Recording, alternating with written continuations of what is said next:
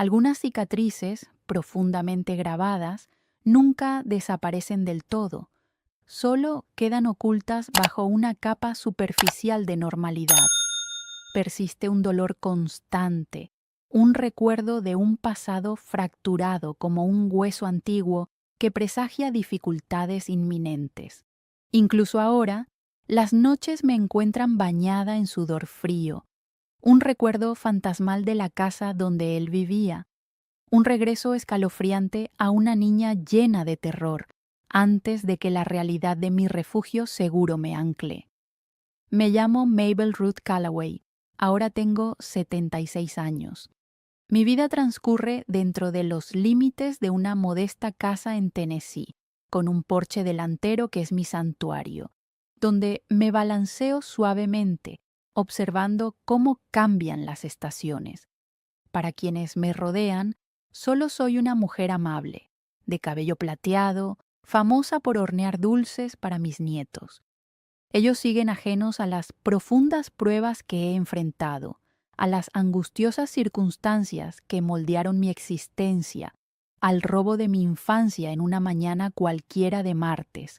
Nacida en 1948 en un remoto pueblo de Alabama, casi imperceptible en el mapa, era una niña diminuta en una ciudad diminuta. Ese cruce de caminos, un lugar de modesta importancia, albergaba una tienda general, una iglesia bautista e innumerables granjas enclavadas entre arroyos y zanjas. Nuestra vivienda, una casa adosada, era una estructura sencilla. Un disparo por la puerta principal habría salido fácilmente por la parte trasera, atravesando el espacio sin encontrar ningún obstáculo. 5 habitaciones estrechas, como cuentas conectadas, alojaban a 8 niños y 2 padres agotados. Mi padre trabajaba incansablemente en los campos, cultivando principalmente algodón bajo el sistema de asociación agrícola. Las épocas de cosecha solían ser más difíciles que auspiciosas. Mi madre, una presencia constante en casa, mantenía el orden con una cuchara de madera y enseñanzas bíblicas. Como hija mayor, me convertí en la mano derecha de mi madre, y mis responsabilidades aumentaban con cada año que pasaba. Antes de cumplir los 10 años, ya dominaba el arte de preparar un desayuno completo, cuidar de mis hermanos menores, lavar la ropa en el arroyo cercano y realizar las tareas domésticas antes del atardecer. La educación formal era un privilegio, accesible solo de forma intermitente. La escuela más cercana estaba a poca distancia, pero el agotador trabajo de mi padre en el campo exigía que todas las manos disponibles contribuyeran a la cosecha. Solo durante los meses de invierno, cuando la tierra estaba árida y la dureza del suelo impedía el trabajo, podía descansar, lo que me permitía adquirir conocimientos básicos de lectura, escritura y aritmética. Valoraba esos breves periodos de aprendizaje y consideraba esos días como tesoros preciosos. La señora Wilson, mi maestra, reconoció mi aptitud y a menudo me daba material de lectura adicional para llevar a casa. A la luz parpadeante de una lámpara de queroseno, me sumergía en las historias, aventurándome en mundos más allá de nuestra pequeña comunidad, de nuestro pequeño mundo. Aunque no éramos la familia más pobre del barrio, vivíamos perpetuamente al borde de la privación. La carne era una rareza, un lujo de los domingos. La mayoría de los días consistían en pan de maíz, frijoles y cualquier verdura que pudiera proporcionar nuestro pequeño huerto. El azúcar comprado en la tienda era un lujo navideño. No tenía muñecas, excepto las hechas con cáscaras de maíz y retales. Sin embargo, mis sueños llenaban mi mente. Observaba el autobús Greyhound, cuya presencia era familiar 2 veces por semana, imaginando los destinos a los que podría llevarme. Me encantaba trepar al imponente roble detrás de nuestra casa. Alcanzando alturas más allá de la audacia de mis hermanos, contemplaba el vasto horizonte, las majestuosas montañas azules que se extendían hasta el cielo lejano. Desde ese punto elevado, el mundo parecía mucho más grande que nuestra existencia confinada. Desde las ramas de los árboles, imaginaba una escapatoria, un camino hacia una vida más plena, un mundo lleno de posibilidades. Me veía a mí misma convirtiéndome en profesora, trabajando en una importante tienda por departamentos en Birmingham, o tal vez siguiendo una carrera musical en Nashville, donde el aire nocturno resonaba con música. Hace 14 veranos, todo cambió. Aún acurrucada en un palé con mis 2 hermanas pequeñas, aún vestida con ropa remendada, aún inmersa en mis ensoñaciones a la sombra del roble, estaba en el umbral de la feminidad, pero desprevenida para los profundos cambios que se avecinaban. El calor opresivo del verano de Alabama se cernía pesado, como una manta de lana sofocante, a medida que avanzaba el día. Estaba inmersa en la cocina, con los brazos cubiertos de harina, amasando masa para galletas, cuando la voz de mi padre cortó el aire, capaz de silenciarnos a los 8, independientemente de nuestras actividades. Mabel Ruth, ven aquí, necesito hablar contigo. Me limpié las manos en el delantal, eché un vistazo fugaz a mi madre, cuya expresión era indescifrable, y un miedo frío se apoderó de mi estómago. Mi padre, un hombre cuya presencia llenaba la habitación a pesar de su modesta estatura, estaba sentado en su silla, el único mueble que ofrecía comodidad en la casa, una silla reservada exclusivamente para él.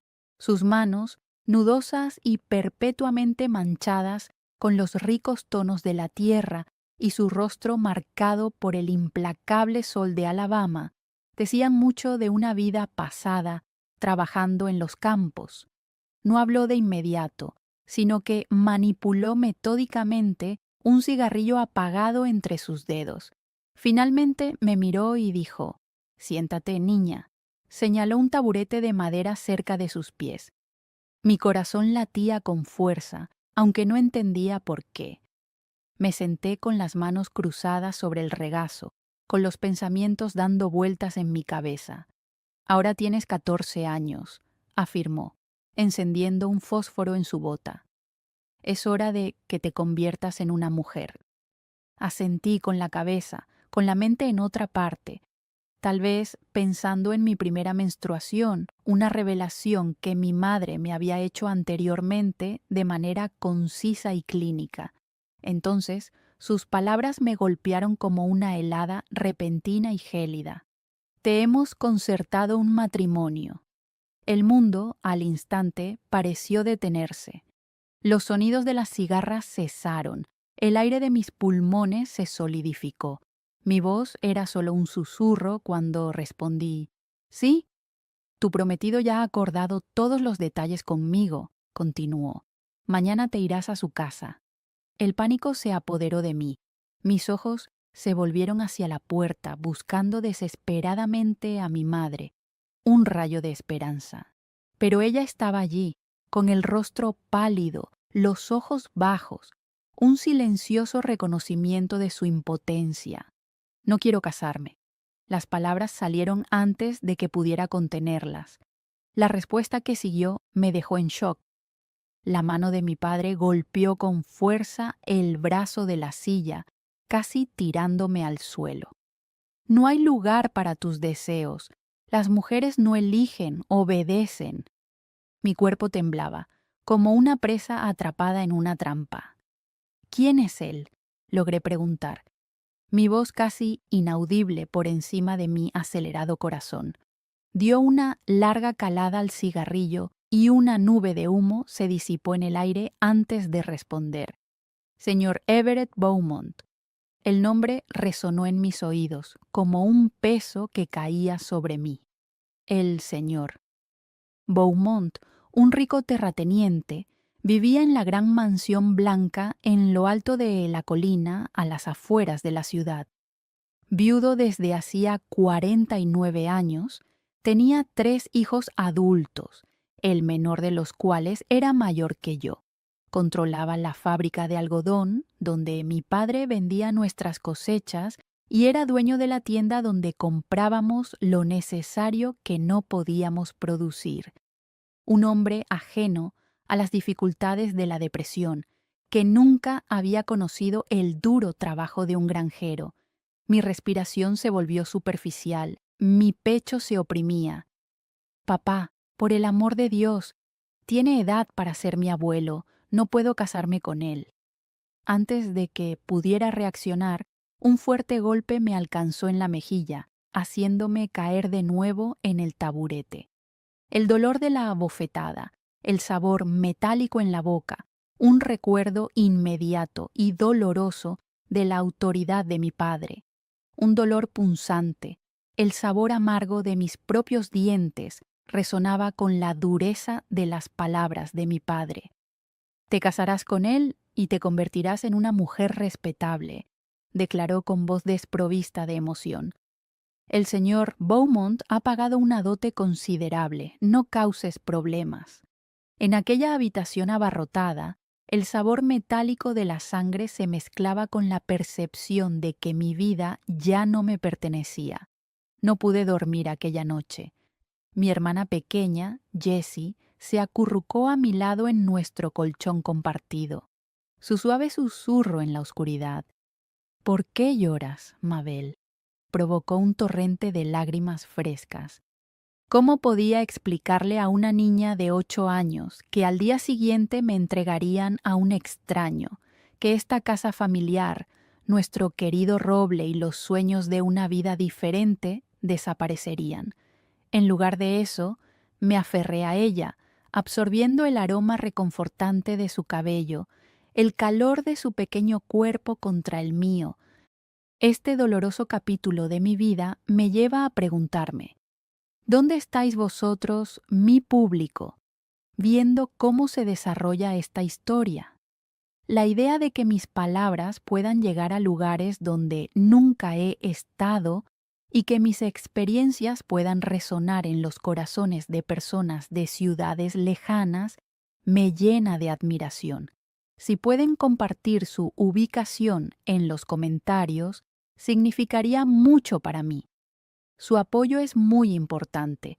Suscribirse a este canal y dar me gusta a este vídeo garantiza que mi historia no caiga en el olvido y puede ayudar a otras personas que están pasando por momentos difíciles. Cuando inevitablemente llegó el amanecer, mi madre me vistió con mi mejor ropa de domingo, un vestido azul descolorido de algodón, remendado y remendado debido al uso repetido. Era el único vestido bonito que tenía, con los codos reforzados con tela extra. Con manos temblorosas, me trenzó meticulosamente el pelo hasta la nuca.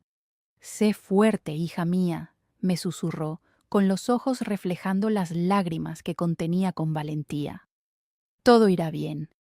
Pero las dos sabíamos que sus palabras eran una promesa vacía. Más allá de la puerta principal, nos esperaba una visión desconocida, un coche negro brillante, algo poco habitual en nuestra carretera de tierra. El señor Beaumont, alto e imponente, vestido con un traje perfectamente planchado y con el cabello gris cuidadosamente peinado, me esperaba. «¡Qué niña tan bonita!», comentó, examinándome como si fuera ganado. «Tendrás unos hijos excelentes».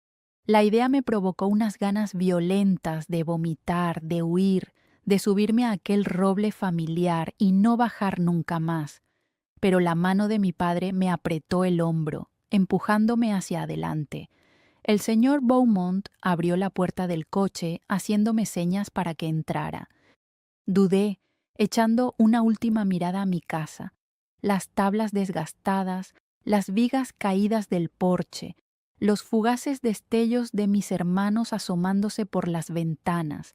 Mamá, con los brazos cruzados firmemente sobre el pecho, como preparándose para la inminente separación, permanecía en silencio como una centinela.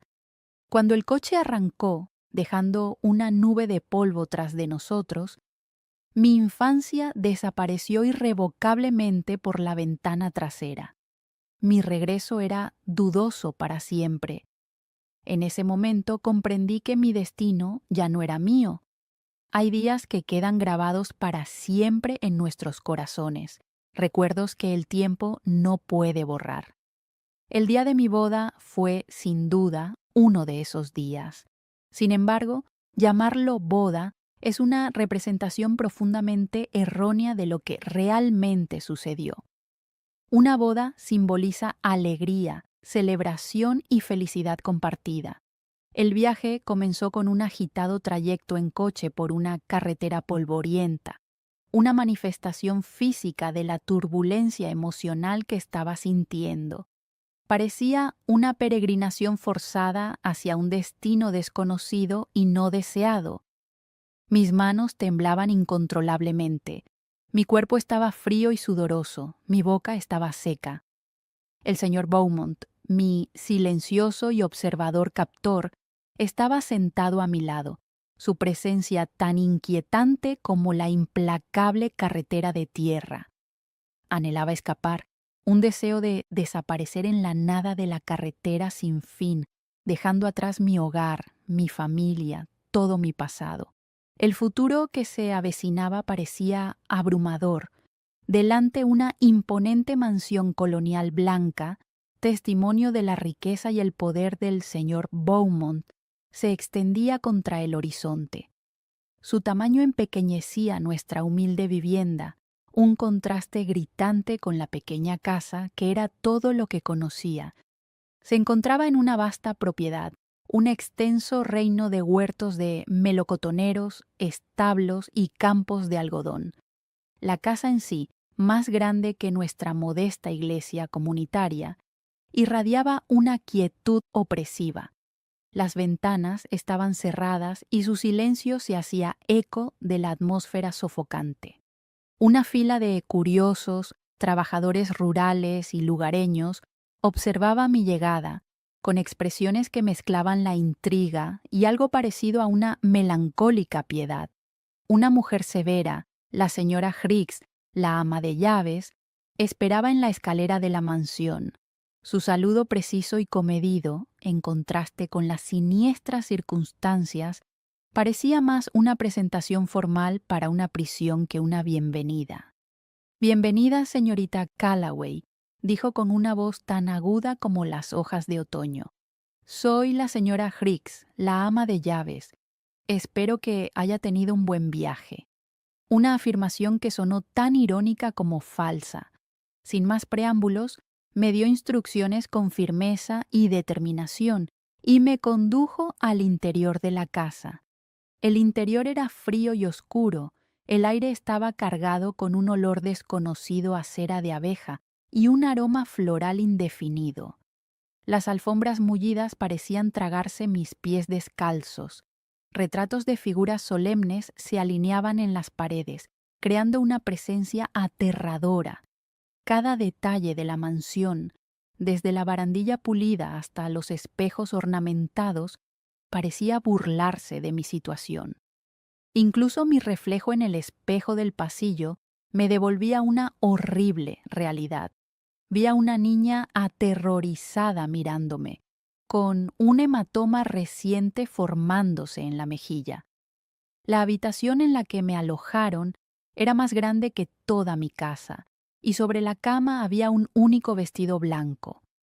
«El señor Beaumont quiere que esté presentable», dijo la señora Higgs con evidente desaprobación en los ojos, mientras examinaba mi ropa, con la mirada fija en mi humilde vestido azul. «El baño está allí, lávese bien. Volveré en 30 minutos para ayudarte con el pelo». Desapareció, dejándome atrapada en una habitación colosal con mis pensamientos corriendo a toda velocidad. La inmensidad de la habitación me oprimía, las altas ventanas, que se extendían casi desde el suelo hasta el techo, representaban una tentadora vía de escape, una oportunidad de desaparecer en lo desconocido. Pero las aterradoras preguntas sobre a dónde ir y cómo sobrevivir en el mundo exterior me mantenían prisionera. Mi propia vida, al parecer, estaba en manos de un poderoso desconocido. Mi futuro, mi propia libertad, estaban precariamente en juego. El aislamiento opresivo era inevitable. El destino final era una capilla de piedra. La ceremonia, celebrada cuando el sol se ponía en el horizonte, fue un evento sombrío. Una reunión de socios del señor Beaumont, sus socios comerciales y otros miembros importantes de su equipo abarrotaban los bancos, con rostros impasibles. Mi padre estaba allí, cerca del frente, con su mejor camisa planchada. No me miró. El silencio opresivo parecía tan abrumador como el destino tácito que se cernía sobre mí. Mi destino estaba sellado. El ministro, un hombre delgado de ojos profundos, pronunció un sermón en el que enfatizó el deber y la obediencia, y describió el papel de la mujer como compañera y madre. No hubo ninguna mención al amor ni a la elección. De pie ante el altar, con 14 años, yo, Mabel Ruth Callaway, respondí a la pregunta: ¿aceptas, Mabel Ruth Callaway, a este hombre como tu legítimo esposo? Una pregunta desprovista de cualquier elección genuina. Mi voz, casi inaudible, murmuró: acepto. En ese instante me convertí en la señora Everett Beaumont. A continuación hubo una pequeña recepción en la casa principal. Los invitados comían pequeños sándwiches y bebían champán, y sus conversaciones en voz baja disminuían cada vez que me acercaba. Mi estómago se contrajo por la aprensión. No podía comer, contando los minutos hasta que los invitados se marcharan y me dejaran sola con él. Mi padre se fue sin despedirse, solo estrechando la mano del señor Beaumont, saludándome con la mano y entrando en la camioneta de un vecino, llevándose $20, el precio de su hija mayor. Cuando la noche llegaba a su fin y los últimos invitados se dispersaban, la señora Hicks se acercó a mí. Su expresión, marcada por líneas que podrían parecer compasivas si se miraban desde cierto ángulo, decía: «El señor Beaumont la espera en la habitación principal». En lo alto de la gran escalera, situada al final del pasillo, me detuve, con las piernas pesadas y reacias a moverse. La casa estaba en silencio, salvo por el constante tic-tac del reloj de péndulo, cada segundo un recuerdo de la libertad perdida. Mi movimiento hacia arriba parecía como si estuviera navegando en miel espesa. Mi cuerpo se volvía cada vez más pesado hasta llegar a la puerta designada. Al levantar la mano para llamar, me di cuenta, con una nauseabunda sensación de presagio, de que no era necesario llamar. Esa era ahora mi habitación. La habitación principal estaba mal iluminada por una única lámpara de pie en la mesita de noche. El señor Beaumont estaba sentado en un sillón junto a la ventana, con un puro apretado en la mano, el abrigo quitado y las mangas arremangadas. Levantó la vista cuando entré, pero no se levantó. «Ven aquí, Mabel Ruth», dijo con la voz embriagada por el bourbon. Atravesé lentamente la habitación y me detuve frente a él, con la mirada fija en la alfombra. «Ahora eres mi esposa», dijo, extendiendo la mano para tocarme el pelo. «¿Entiendes lo que eso significa?» Mi respuesta fue un simple asentimiento con la cabeza, sin comprender realmente. «No, en realidad no», confesé. «Mi madre solo me enseñó mi deber de obedecer y tener hijos. Las chicas mayores de la escuela compartían alguna información, pero mis conocimientos seguían siendo fragmentarios». Satisfecho, el señor Beaumont se levantó, elevándose por encima de mí. «Entonces entiendes lo que espero de ti». Los acontecimientos de aquella noche permanecen grabados en los rincones oscuros de mi memoria, un lugar que me he esforzado por olvidar durante décadas. Sin embargo, algunos recuerdos no se olvidan, sino que se soportan. El amanecer me encontró acurrucada en el borde de la cama, con lágrimas silenciosas mojando las finas sábanas bajo mí. Mi cuerpo ya no era completamente mío. Aprendí rápidamente mi papel en la casa de los Beaumont, mantener a mi marido satisfecho, dirigir a los empleados de la casa y parecer presentable cuando llegaban los invitados. Se esperaba que hablara cuando se me dirigían, que riera en los momentos adecuados y que desapareciera cuando se discutían asuntos de negocios. Mi existencia en la opulenta propiedad de Everett era en esencia una posesión, más valiosa que los trabajadores del campo, pero menos significativa que sus caballos premiados. Una rutina estricta dictaba mis días. Me levantaba antes que Everett, me ponía uno de los vestidos que me proporcionaba la señora Hendricks y desayunaba en la terraza, con vistas a los jardines que tenía prohibido cultivar. Los empleados domésticos, 3 criadas, una cocinera, un jardinero y la señora Hicks, me trataban con una cortesía distante, reconociendo siempre mi condición de esposa del patrón, pero sin aceptarme nunca del todo como la verdadera dueña de la casa. Las tareas domésticas estaban estrictamente prohibidas.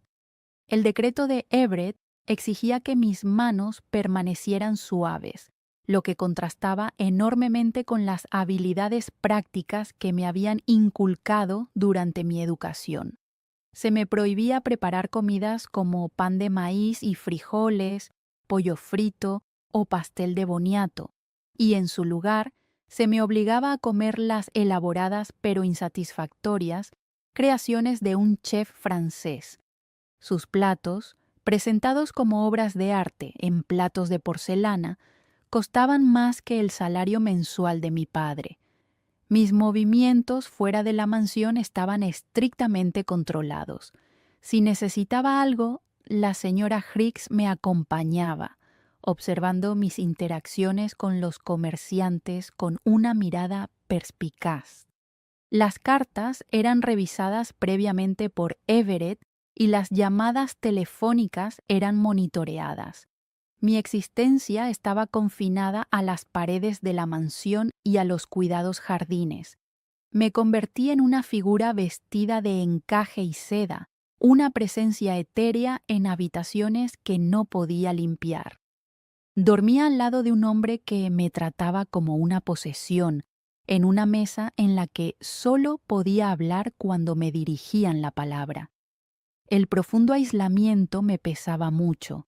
Los susurros reconfortantes de mi hermana, la risa estruendosa de mi hermano, incluso la severa orientación de mi madre y las bruscas declaraciones de mi padre estaban ausentes. El deseo de pertenecer, incluso en un entorno humilde, me consumía. Al menos allí era Mabel Ruth. Aquí me redujeron a señora Beaumont o joven novia de Everett, etiquetas pronunciadas con un tono que insinuaba vergüenza. Después de 3 meses, la ausencia de mi ciclo menstrual provocó un gesto de comprensión por parte de la señora Hicks y una llamada al médico. El examen clínico, aunque humillante, confirmó mi creciente temor. Estaba embarazada. Este resultado agradó a Everett. Al fin y al cabo, para eso me había buscado, para sustituir a su difunta primera esposa y tener más hijos que heredaran su imperio en expansión.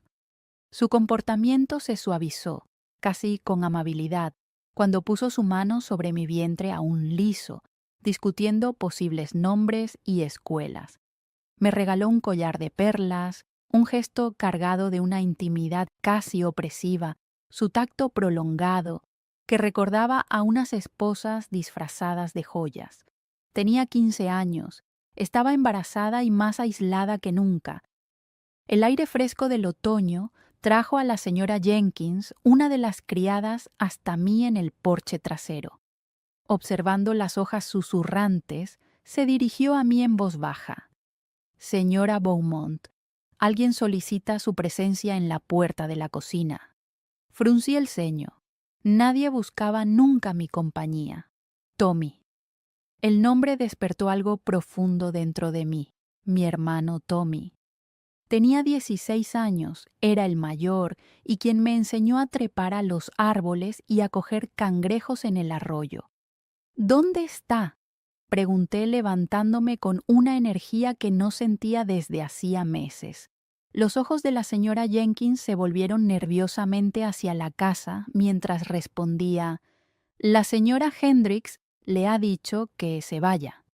Pero, continuó, dijo que esperaría cerca del viejo roble en el límite de la propiedad. Quiere hablar contigo sobre algo importante. Mi vacilación era evidente. La mirada atenta de Everett se cernía sobre mí, creando una tensión incómoda en el aire. Un compromiso urgente de negocios en Birmingham me obligó a salir discretamente de casa. La señora Riggs tenía una cita con el carnicero local y yo tenía que desaparecer. Le susurré una petición a la señora Jenkins, rogándole que me cubriera mientras yo no estaba. Ella, visiblemente asustada, accedió con un rápido gesto de asentimiento. «Sea rápida, señora Beaumont, y tenga cuidado», me advirtió. Salí corriendo por la puerta trasera, atravesé el césped del sur y me escondí detrás de la valla viva. Mi corazón latía frenéticamente contra mis costillas, una mezcla del esfuerzo físico causado por el hábito de correr que había abandonado hacía mucho tiempo y el miedo palpable de desafiar a mi padre, Everett. Las consecuencias serían inevitables si descubría mi desobediencia. Sin embargo, mi hermano menor, Tommy, me estaba esperando, un querido miembro de mi familia, al que creía haber perdido para siempre. El viejo roble, con sus robustas ramas arqueadas sobre el muro de piedra, le ofrecía refugio. Apoyado contra el tronco del roble había un niño delgado, vestido con un mono visiblemente pequeño para su cuerpo en crecimiento. La alegría, superando la cautela, se apoderó de mí cuando lo llamé. «Tommy». Se volvió, con una amplia sonrisa en el rostro, que revelaba el diente delantero astillado, resultado de un accidente de béisbol en su infancia. Nos abrazamos apasionadamente, un reencuentro alimentado por el profundo deseo de afecto familiar que había sentido desde que me fui de casa. Me aparté del abrazo para mirarlo más de cerca. Era más alto, su rostro había madurado y pasado de niño a joven. Una oleada de emoción me invadió al darme cuenta de la importancia de ese encuentro.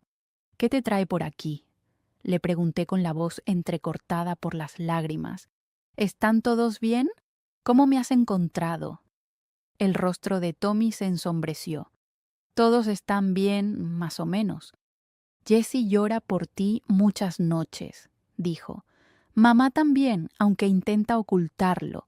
He estado ahorrando dinero haciendo trabajos ocasionales después de la escuela. He conseguido reunir lo suficiente para un billete de autobús y he preguntado por ahí hasta que alguien me ha indicado este lugar». Le toqué la cara, aumentando mi incredulidad ante su presencia. «No deberías haber venido», le regañé, pero consciente de la necesidad de nuestro reencuentro. «Si mi padre se entera de esto, tenía que verte», insistió, «para saber que estabas bien». Los chismes del pueblo circulaban rumores insidiosos sobre la familia Beaumont, en particular sobre mi padre y su primera esposa. Un escalofrío de aprensión recorrió mi cuerpo cuando pregunté: «¿Qué han dicho?». Tommy apartó la mirada, apretando los dientes. «Cosas malas, historias sobre lo malo que es tu padre cuando bebe, como que la desafortunada situación de tu primera esposa no fue simplemente un caso de mala suerte durante el parto».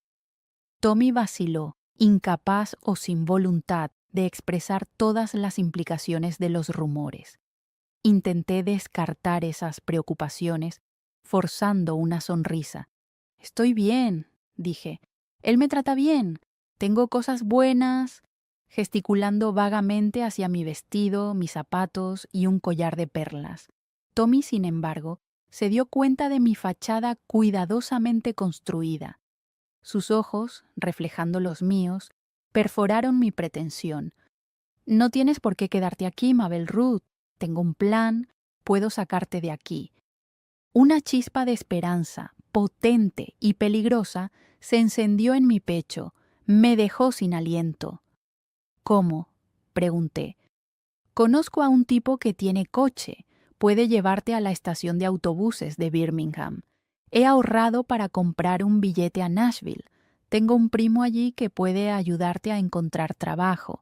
Eres inteligente, Mabel, y capaz. Podrías ser secretaria o trabajar en una tienda. Sin embargo, la realidad apagó rápidamente la llama de la esperanza. Tommy, no puedo, afirmé. ¿Por qué no? Un rubor de indignación adolescente se extendió por sus mejillas. ¿Crees que no sabemos lo que te pasa? ¿Crees que mamá no llora hasta quedarse dormida sabiendo? Mi mano se posó sobre mi vientre, aún liso bajo el vestido. Estoy embarazada, Tommy, confesé. Sus ojos se agrandaron y su mirada se posó en el lugar donde descansaba mi mano.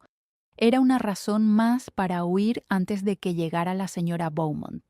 La voz de la señora Higgs, aguda y autoritaria, cortó el aire como un latigazo.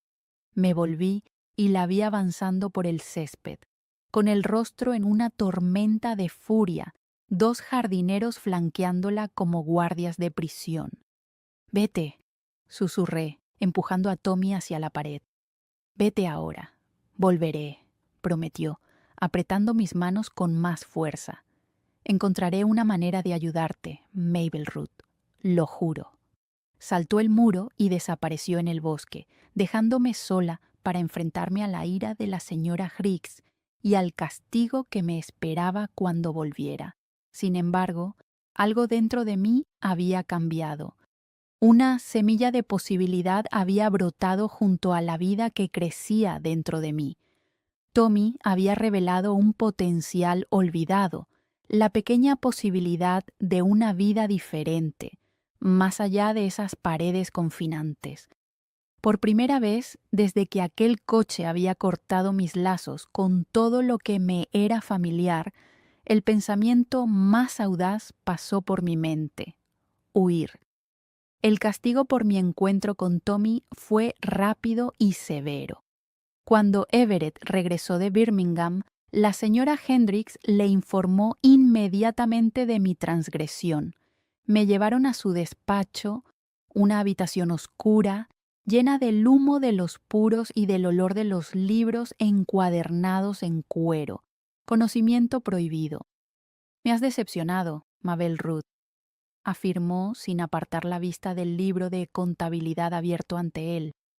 «La señora Higgs me ha informado de una visita no autorizada hoy. Mis manos temblaban, pero las mantuve firmes. Fue mi hermano, señor. Habían pasado meses desde que vi a mi familia». «Tu familia», repitió levantando finalmente la vista. Sus ojos, fríos y calculadores, se encontraron con los míos. «Parece que lo ha olvidado, señora Beaumont. Ahora yo soy su familia. Ese niño que lleva en brazos es su familia.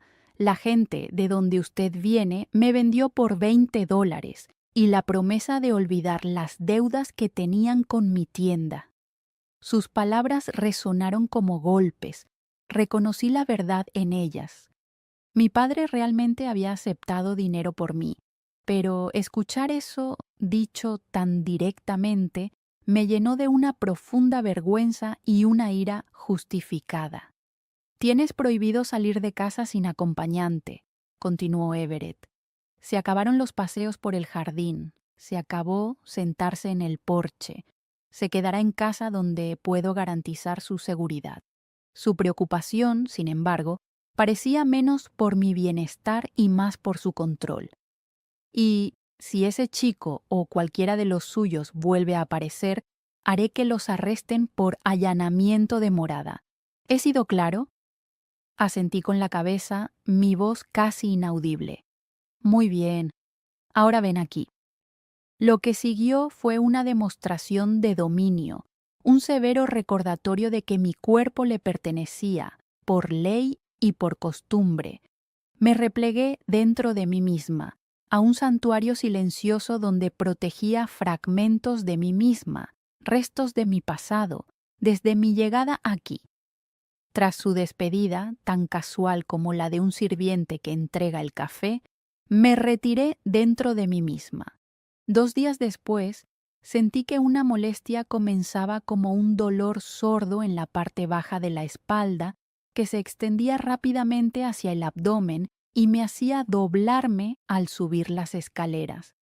Por la noche, las sábanas estaban manchadas de rojo.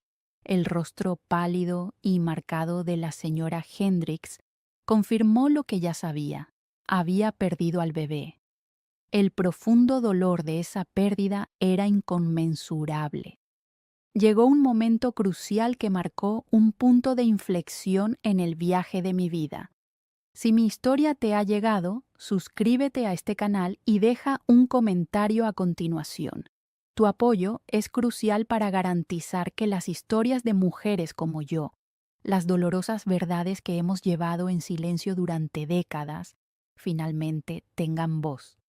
El médico apareció y se marchó, pronunciando declaraciones vacías sobre la voluntad divina y la posibilidad de un nuevo intento.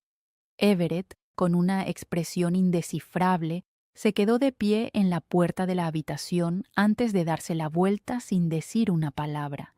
Esa noche, por primera vez, durmió en la habitación de invitados al final del pasillo.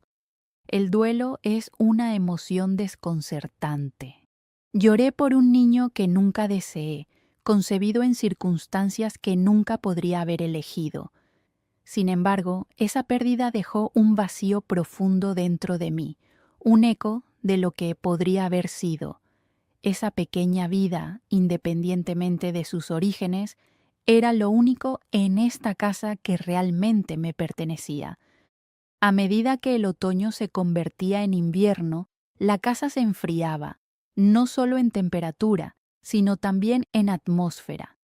Everett se alejó, pasando más tiempo en Birmingham por negocios, dejándome sola en la mansión resonante, con solo la señora Hicks y los empleados como compañía.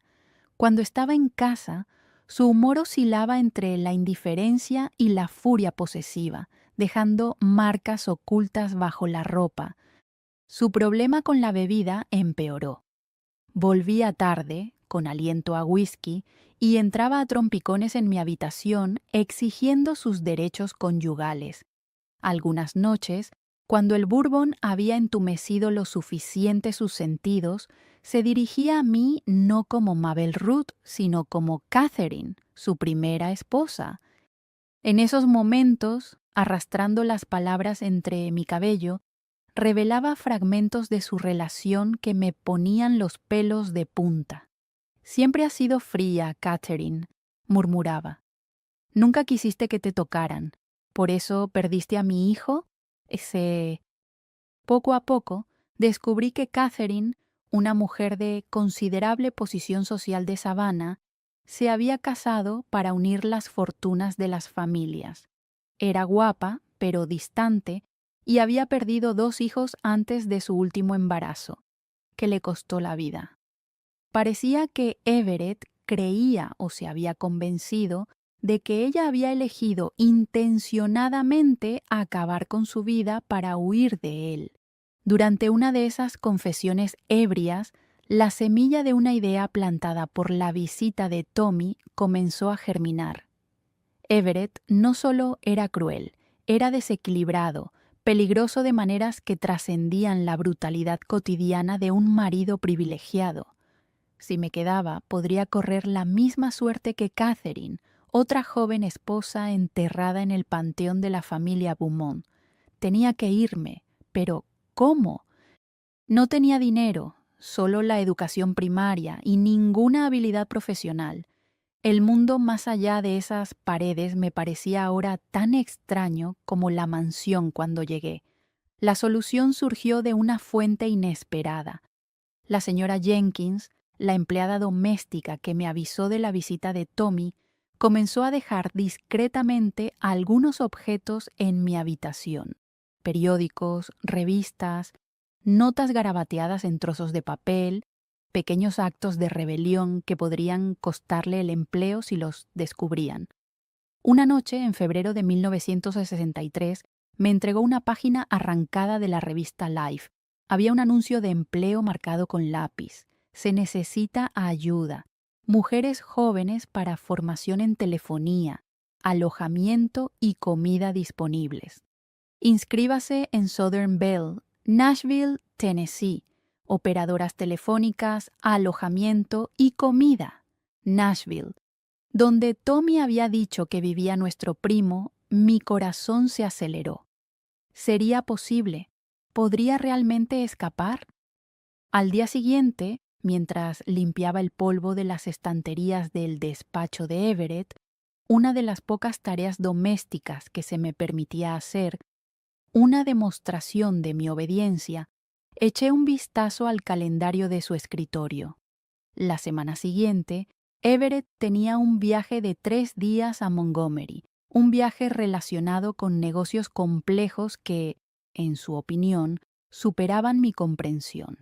Esa ventana de 3 días representaba una oportunidad crucial, una oportunidad de escapar a Nashville, a 24 kilómetros de distancia. La señora Jenkins y yo elaboramos un plan clandestino que intercambiábamos en voz baja durante los momentos de silencio mientras me ayudaba a vestirme o me servía el té de la tarde. Su hermano, un camionero que ocasionalmente entregaba productos en la casa, nos ofreció un salvavidas. Él me llevaría a la estación de autobuses Greyhound en Birmingham y me proporcionaría un billete para Nashville en un autobús nocturno. Sin embargo, la empresa requería dinero. Ese era, sin duda, el aspecto más peligroso del plan. Everett guardaba una reserva de dinero en su cajón, destinada a gastos inesperados o negocios potencialmente ilícitos. Yo, una persona que nunca había visto un centavo, me enfrentaba ahora a una situación difícil que exigía medidas poco ortodoxas. Impulsado por el poderoso impulso de la desesperación, me embarqué en una misión clandestina la noche antes de la partida de Everett, aprovechando su profundo sueño tras una noche de consumo excesivo de alcohol. El cajón de la mesa permanecía abierto, un descuido incomprensible, dada la inquebrantable dependencia de su esposa en su aprobación para cualquier compra. Me apropié de $60, una cantidad suficiente para mi pasaje y algunos días de sustento hasta conseguir un trabajo. Mis manos temblaban incontrolablemente, haciendo que una cascada de monedas cayera al suelo de madera. El sonido estridente como una ráfaga de aire helado perforó mi compostura. Sin embargo, Everett permaneció imperturbable y yo volví a nuestra cama, con el dinero robado como un pesado fardo en el bolsillo de mi camisón. Llegó el día de su partida, nublado y gris, con una fina lluvia de febrero que reflejaba la turbulencia que había dentro de mí. Le ayudé a hacer las maletas, con las manos notablemente firmes a pesar de los latidos incesantes de mi corazón. Su mirada, aparentemente indiferente, mientras daba sus instrucciones habituales a la señora Riggs sobre las comidas, el descanso y el mantenimiento de la casa, resaltaba las exigencias inflexibles de su rígida rutina. «Espero que todo esté en perfecto orden cuando vuelva», dijo, ajustándose el sombrero en el espejo del vestíbulo. «Estás muy pálida últimamente, Mabel Ruth», añadió. «Recupera el color y la vivacidad». Su beso en mi frente, fugaz y posesivo, no tenía ningún calor ni afecto. Cuando su coche desapareció por el camino de grava, permanecí inmóvil, indiferente al impulso de decir adiós con la mano. Este lugar, esta vida, una jaula dorada, no tenía ningún encanto para mí. La entrega de verduras de primavera por parte del hermano de la señora Jenkins, prevista para medianoche, ofrecía un pretexto conveniente para mi partida. Me preparé meticulosamente durante el día, metiendo solo lo esencial en un pequeño bolso: 2 vestidos, ropa interior, un cepillo y el collar de perlas que él me había regalado cuando creía que estaba embarazada. Mi intención era venderlo en Nashville y usar el dinero para empezar una nueva vida. Escribí una carta, consciente de que podría despertar su ira. Sin embargo, algo me llevó a plasmar mis sentimientos en el papel, afirmando mi firme decisión de marcharme. Mis acciones no estaban motivadas por la impulsividad o la coacción, sino por el deseo de afirmar mi autonomía. Everett, escribí, cuando leas esto ya me habré marchado. No me busques. No soy Catherine y no voy a morir entre estas paredes. Sellé la carta y la dejé en su almohada, con la intención de que la encontrara a su regreso. Mientras viajaba lejos, fuera de su alcance, el tiempo parecía pasar lentamente. Me senté cerca de la ventana, observando el cristal manchado por la lluvia, con los sentidos alerta a cualquier sonido, temiendo que regresara rápidamente y descubriera mi acto clandestino. Cayó el crepúsculo y la casa entró en su ritmo nocturno habitual. La cocinera se marchó a las 7 después de preparar la cena. Sin embargo, yo no tenía apetito. El día se desvaneció y, cuando el reloj pasó de las 8, las 9 marcaron mis últimos momentos en aquella casa. La señora Hendricks y Jenkins se quedaron, una como mi guardiana, la otra como mi cómplice secreta. Fingí un dolor de cabeza y me retiré a mi habitación más temprano, informando a la señora Hendricks de mi deseo de estar sola. Una vez dentro, me puse mi ropa más abrigada, un suéter debajo del abrigo. El aire de febrero en Tennessee, especialmente para una chica del sur de Alabama, prometía temperaturas frías. A las 11 oí los pasos de la señora Hendricks resonando en el pasillo, una comprobación ritual del perímetro de la casa antes de retirarse a sus aposentos. A las 11:30, la casa se sumió en un silencio sepulcral, solo puntuado por el tic-tac rítmico del reloj de péndulo y el tamborileo constante de la lluvia contra el techo. Esperé hasta las 11:45, luego bajé silenciosamente las escaleras, evitando cuidadosamente el tercer escalón que crujía. La casa, envuelta en la oscuridad, presentaba un paisaje de sombras en movimiento, extendiéndose como manos que intentaban agarrar algo del suelo pulido. Nunca se me había permitido andar descalzo por ese suelo, ni en la cocina, ni en ningún otro lugar. La señora Jenkins esperaba, con el rostro marcado por una aprensión ansiosa. «Está aquí», susurró con voz baja y secreta. Su voz se alejó, pasando por detrás del cobertizo del jardinero. «Gracias», dije con intensa gratitud. Sentía cada palabra, por todo. Ella puso un pequeño paquete en mis manos, sándwiches para el viaje.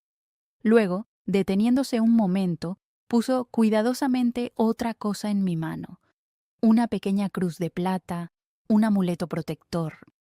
La abracé con fuerza, desbordado por la gratitud hacia esta mujer que lo había arriesgado todo para ayudar a un desconocido. Luego salí por la puerta trasera hacia la noche empapada por la lluvia. El cobertizo del jardinero, una silueta encorvada contra los jardines formales, apenas era visible a través de la lluvia torrencial. Mis zapatos se hundían en el barro y mi abrigo absorbía rápidamente el agua. Un hombre estaba junto a una vieja camioneta, con el cuello levantado para protegerse del frío húmedo. «¿Señora Beaumont?», llamó amablemente. «Sí», logré decir, con la voz poco más que un susurro mientras corría hacia él. «¿Es usted el hermano de la señora Jenkins?», asintió. cogiendo mi maleta y tirándola en la caja de la camioneta. Me llamo Ray. Date prisa, tenemos que salir a la carretera antes de que alguien se dé cuenta. Me senté en el asiento del copiloto, con el vinilo frío y agrietado bajo mi cuerpo. La camioneta olía vagamente a tierra, tabaco y algo sutilmente dulce. Libertad, tal vez. Ray arrancó el motor, cuyo ruido era sorprendentemente alto en la silenciosa noche. Mantén la cabeza gacha hasta que salgamos de la propiedad, me aconsejó, poniendo la marcha. Por precaución, por si alguien está observando. Me hundí en el asiento con el corazón latiendo con fuerza contra las costillas mientras recorríamos la carretera secundaria hacia la puerta trasera. Cada segundo parecía una eternidad. Cada salpicadura en un charco resonaba en mis oídos como un trueno ensordecedor. Entonces pasamos por la puerta, entrando en la carretera municipal y ganando velocidad, mientras Ray nos conducía hacia Birmingham y la estación de autobuses. Me enderecé en el asiento, girándome para mirar la mansión Beaumont. A través de la lluvia y la oscuridad, apenas podía distinguir su silueta. Ventanas oscuras, columnas blancas que proyectaban destellos fantasmagóricos en la noche. Durante casi un año, esa casa había sido mi prisión. Su opulento lujo, una jaula dorada que amenazaba con aplastar mi espíritu. Ahora, al verla desaparecer en la distancia, un nuevo sentimiento comenzó a florecer dentro de mí, un destello de esperanza. ¿Está bien, señorita?, preguntó Ray, mirándome cuando entramos en la carretera principal. Me di cuenta de que estaba llorando. Lágrimas silenciosas se mezclaban con las gotas de lluvia en mis mejillas. Sí, logré decir, una verdad que susurré, aunque la respuesta era fruto del alivio de la libertad. Y es la primera vez en mucho tiempo que lo digo con sinceridad. Creo que estoy bien. La estación de autobuses de Birmingham, una isla hostil de luces fluorescentes, nos esperaba. La estación, prácticamente desierta a esa hora de la madrugada, solo tenía unos pocos viajeros cansados y un taquillero somnoliento. Ray esperó pacientemente a que comprara mi billete, un viaje solo de ida a Nashville, con salida a las 2:15 antes de despedirse de mí con renuencia. ¿Estás seguro de que estarás bien?, me preguntó con la mirada vacilante en la estación casi vacía. Mi hermana se pondría furiosa si te pasara algo malo. Estaré bien, le aseguré, reuniendo una confianza que parecía más fingida que real. Gracias por todo. Por favor, transmita mi gratitud a la señora Jenkins. Mis palabras se perdieron, sin saber cuál era la mejor manera de expresar mi gratitud por el riesgo que ambos habían corrido. Ray asintió, comprendiendo mis sentimientos sin decir una palabra. Buena suerte, señora Beaumont. Mabel Ruth, le corregí. Mabel Ruth Callaway, otra vez. Durante la siguiente hora y media, permanecí sentada rígida en un banco de plástico, con mi pequeña maleta apretada contra el pecho, asustándome con cada ruido. Cada chirrido de las puertas de la estación me provocaba escalofríos de terror, imaginando a Everett o a uno de sus hombres llegando para arrastrarme de vuelta a esa prisión sofocante en la colina. Sin embargo, no vino nadie. A las 14:15 en punto, llegó el autobús, un gigante plateado reluciente con el destino orgullosamente exhibido en el letrero Nashville. Me temblaban las piernas cuando subí, encontré un asiento cerca del centro y apreté la cara contra la ventana cuando el conductor arrancó el motor. Cuando el autobús salió de la estación de Birmingham, dejando atrás Alabama y sus límites, finalmente me permití liberar la ansiedad reprimida que me consumía desde hacía casi un año. Tenía 16 años, estaba a la deriva con $60 y un collar de perlas robado a mi nombre. Pero era libre. El autobús se adentró en la noche, con los limpiaparabrisas luchando rítmicamente contra la lluvia. A mi alrededor, los demás pasajeros dormitaban o miraban en silencio por la ventana, con el rostro reflejando su propio cansancio. Nadie prestaba atención a una joven que viajaba sola, uno de los pocos privilegios de la invisibilidad. En algún lugar cerca de la frontera con Tennessee, cuando el amanecer comenzó a teñir el cielo oriental, sucumbí al agotamiento. Soñé con majestuosos robles y tranquilos arroyos, con la alegre risa de mi hermana menor, y con un futuro que de alguna manera podría moldear. Al despertar, el paisaje había cambiado. Las colinas onduladas habían sustituido a las llanuras de Alabama. Árboles diferentes, suelo diferente. El estridente anuncio del conductor por el intercomunicador confirmó que nos estábamos acercando a Nashville, Tennessee. Me senté más erguida, alisándome el vestido arrugado y tratando de arreglarme el pelo con los dedos aún temblorosos. En unos instantes bajaría de ese autobús y entraría en una ciudad desconocida, sin ningún plan más que localizar la compañía telefónica y esperar una oportunidad de trabajo, un puesto para el que no tenía experiencia ni las referencias necesarias. El miedo me corroe el estómago, pero debajo hay una emoción más profunda y poderosa, la determinación. Había escapado de una condena perpetua como novia de Everett Beaumont. Fuera lo que me esperaba, lo afrontaría en mis propios términos. La terminal de Nashville estaba abarrotada de pasajeros matutinos y viajeros. Mi maleta parecía más pesada que nunca, sobrecargada por la cacofonía y la frenética actividad que siguieron a meses de silencio forzado dentro de las paredes confinadas de aquella imponente mansión. Por un momento, sentí una oleada de desorientación, un deseo repentino de volver sobre mis pasos, de regresar al infierno familiar del dominio de Everett, en lugar de enfrentarme a ese mar de extraños. Entonces, imaginé el rostro de Everett al descubrir mi nota de despedida. Imaginé su furia, su orgullo herido, su determinación inquebrantable de recuperar lo que consideraba su propiedad. No, no había vuelta atrás, solo seguir adelante, un paso a la vez. Me acerqué a un mostrador de información, atendido por una mujer de mediana edad, con ojos cálidos y un impresionante cabello gris. Disculpe, señora, comencé. Un acento característico de Alabama resonó de repente. ¿Podría indicarme dónde está la oficina de Souther Bell?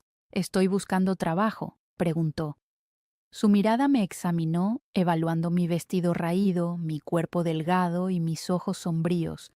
Un destello de compasión suavizó su expresión.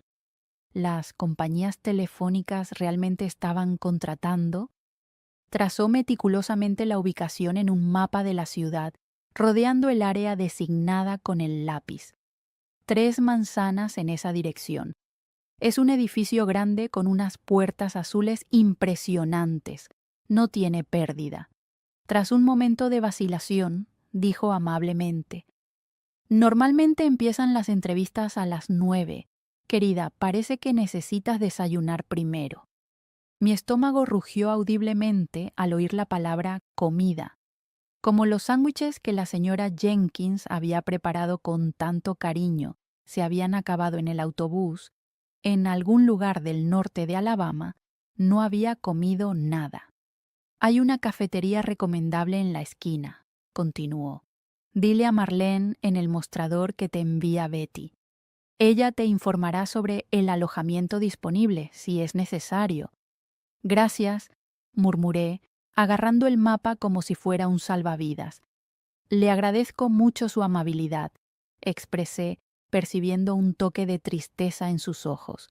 Las mujeres deben apoyarse en este mundo, ¿no es así?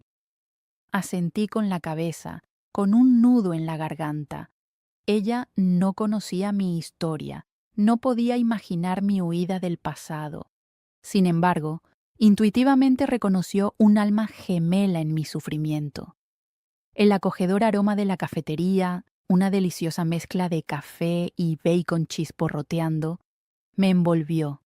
Me senté en la barra, pedí huevos y tostadas y pregunté por Marlene. La camarera, una rubia alegre con pintalabios rojo y ojos que revelaban experiencias indescriptibles, asintió con la cabeza. Soy yo, querida. Betty te ha enviado, ¿verdad? ¿Buscas trabajo, alojamiento o ambos? Ambos, confesé.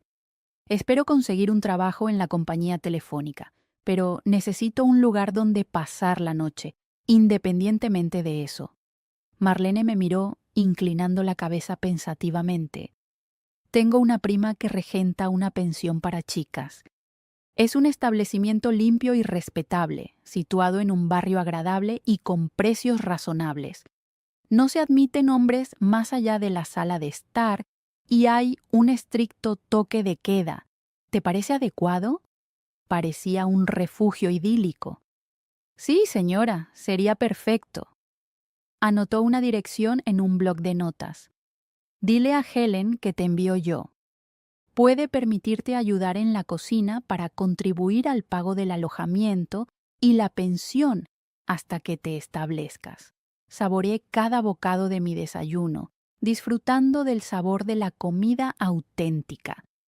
La cafetería estaba llena de clientes matutinos, oficinistas tomando café, camioneros repostando entre viaje y viaje, mujeres haciendo la compra temprano para evitar las aglomeraciones, gente normal dedicada a actividades cotidianas. Quizás, solo quizás, yo podría convertirme en uno de ellos.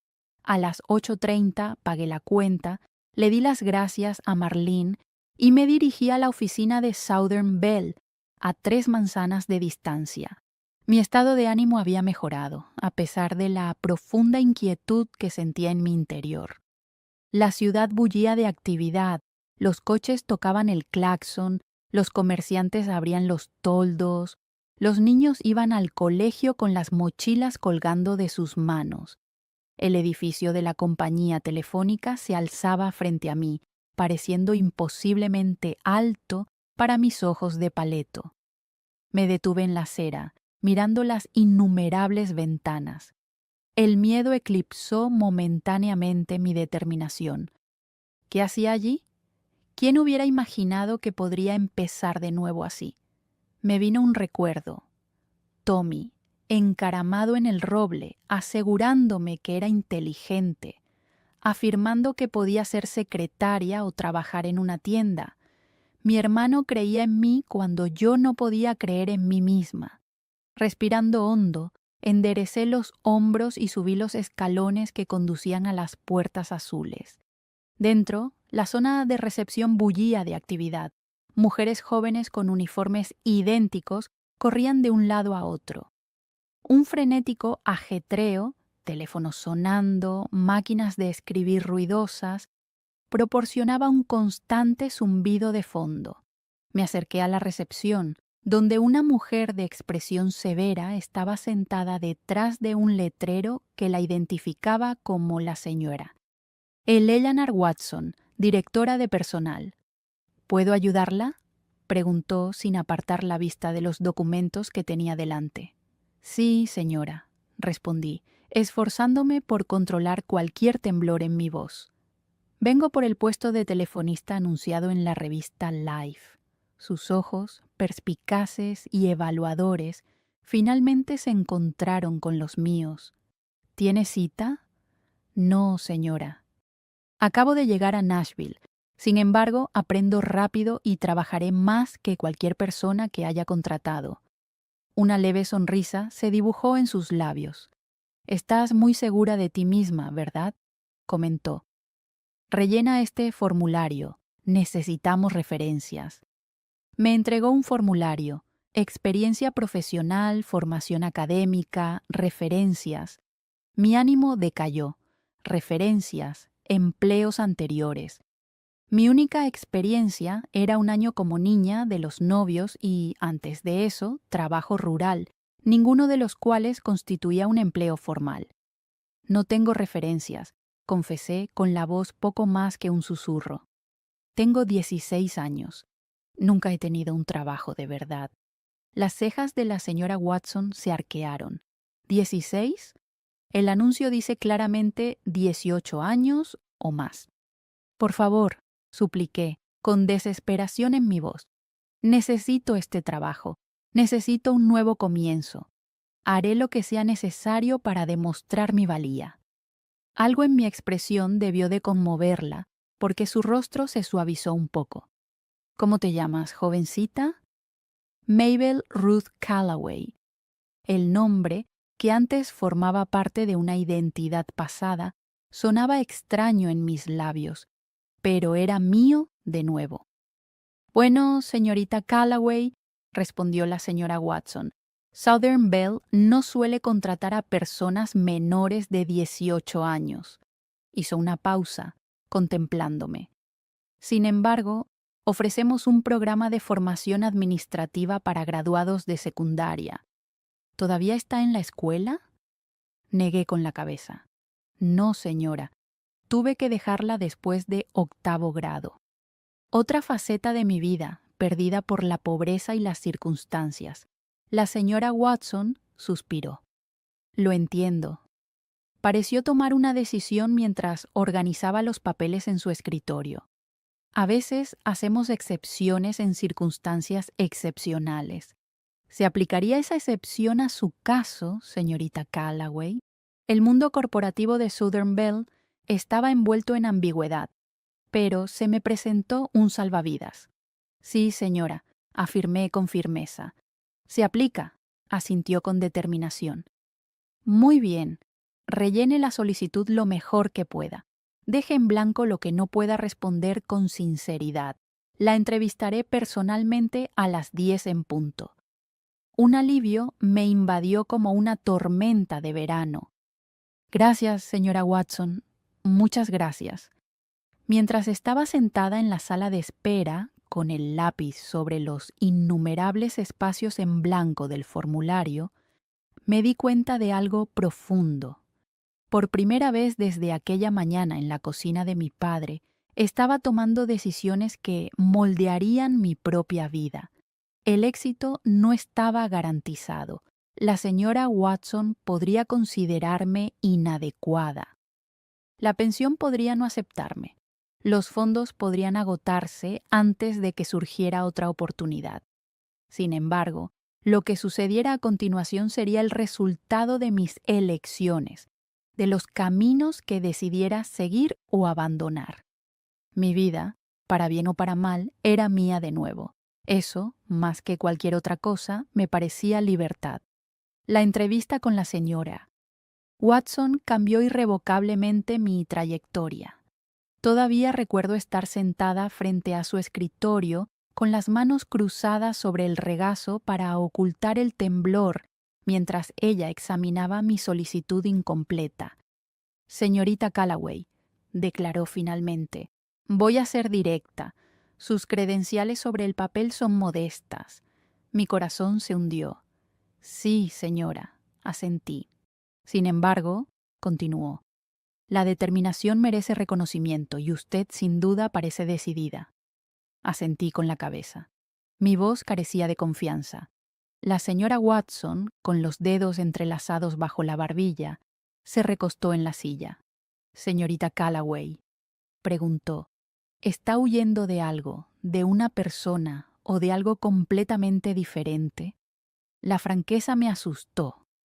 Había ensayado respuestas enfatizando mi ética en el trabajo, mi voluntad de aprender y mi atención a los detalles, pero esa honestidad directa fue inesperada. Sí, señora, admití tras un largo silencio. Ella asintió, como confirmando una premonición. Ya me lo esperaba. No voy a entrar en detalles, afirmó con firmeza. Eso es asunto suyo. Pero ella insistió. ¿Tienes algún problema legal? ¿Alguien puede venir a buscarte aquí? No, respondí rápidamente. En cuanto a una posible persecución, dudé, con los pensamientos corriendo por mi cabeza.